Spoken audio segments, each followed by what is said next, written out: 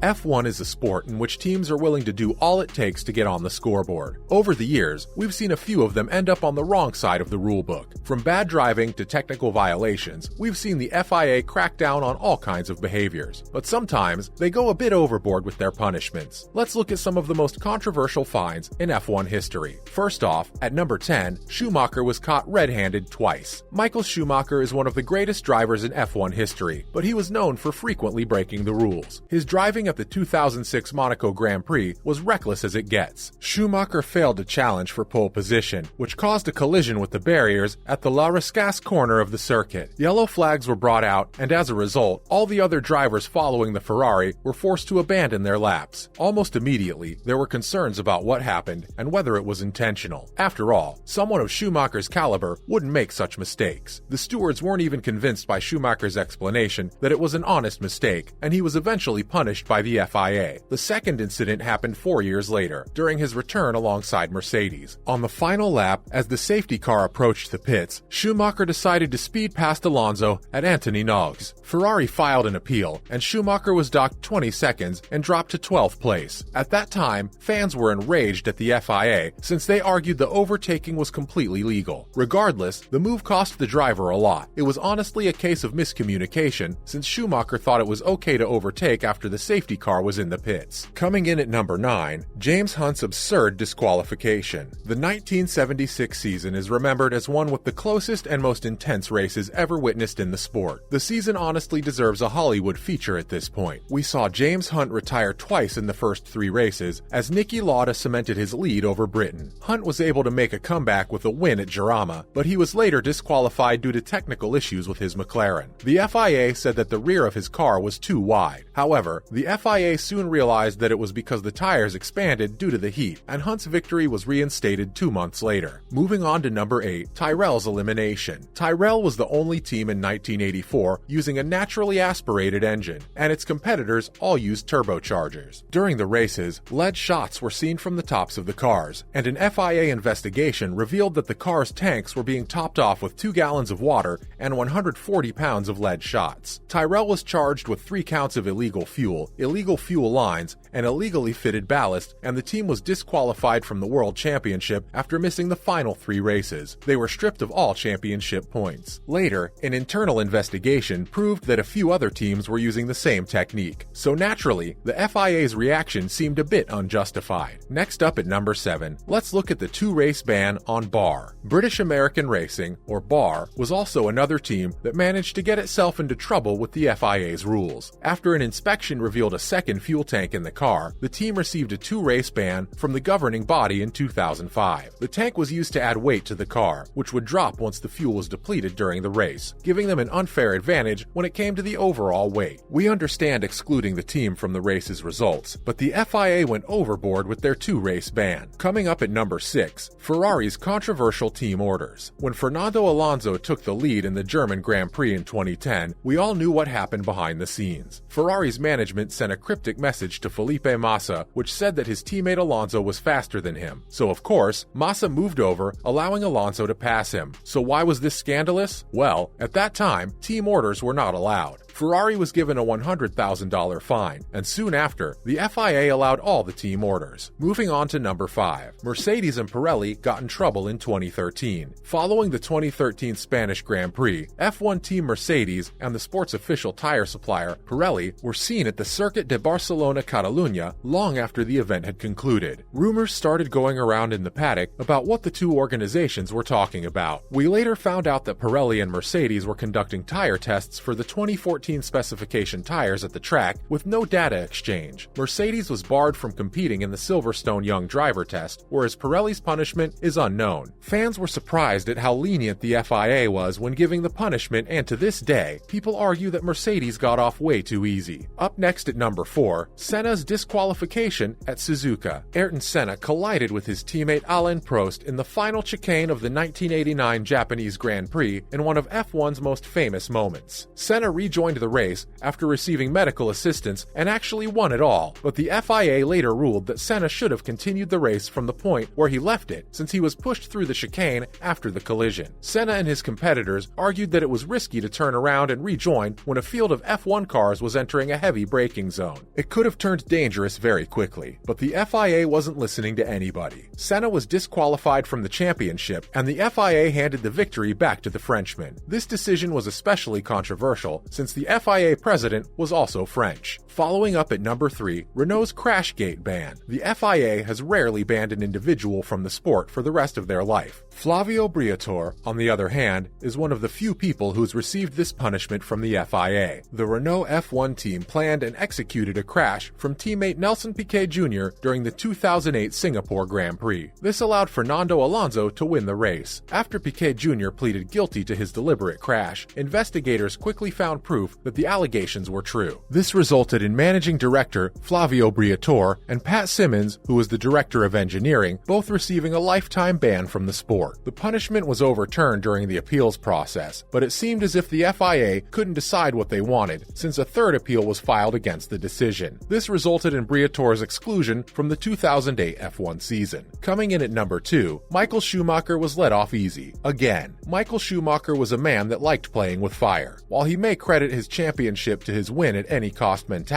it always ends up doing him more harm than good. That very same mentality made another appearance in the 1997 season title decider. During the 1997 European Grand Prix, the German driver attempted to ram into the side of Jacques Villeneuve's Williams, which was attempting to overtake Schumacher's Ferrari. The FIA punished him severely by removing him from the championship standings. There was talk of banning him in 1998, but the FIA immediately said no. They justified it by claiming that it would not be effective at all. They argue that if Schumacher had won the world title in 1997, he would have happily sat out the following year. But we have to disagree with them there. Why did they not deduct his points, properly disqualify him from the results, and then ban him? That would be a strong enough deterrent to not only Schumacher, but any other driver that thought they could get away with such foul play. The FIA proved once again that they like playing favorites, and it seemed like Schumacher could do no wrong in their eyes. Finally, at number 1, McLaren's Spygate. McLaren was accused of a massive scandal in 2007 that not only brought the British team to its knees, but also involved the sport's top teams. It did a real number on F1's overall reputation, and we honestly felt bad for their PR team after this. McLaren was accused of stealing confidential data from Ferrari during the 2007 season. McLaren received an exclusion from the championship, as well as a £50 million fine after being found guilty following multiple investigations. As a result of the loss of points, the team forfeited the entire prize money for that year. They definitely suffered big financial losses that year. Add to that the chaotic Hungarian Grand Prix weekend, during which the Lewis Hamilton and Fernando Alonso rivalry erupted, and McLaren had a terrible year in 2007. The drivers blocked each other in qualifying, and the team was fined and punished with a deduction of points. This was probably one of the most severe fines we've ever seen in F1 history. That's a wrap for this video. Which punishment do you think was unjustified? Let us know in the comments below. Make sure to give this video a thumbs up and subscribe to our channel for more videos like this. See you in the next one.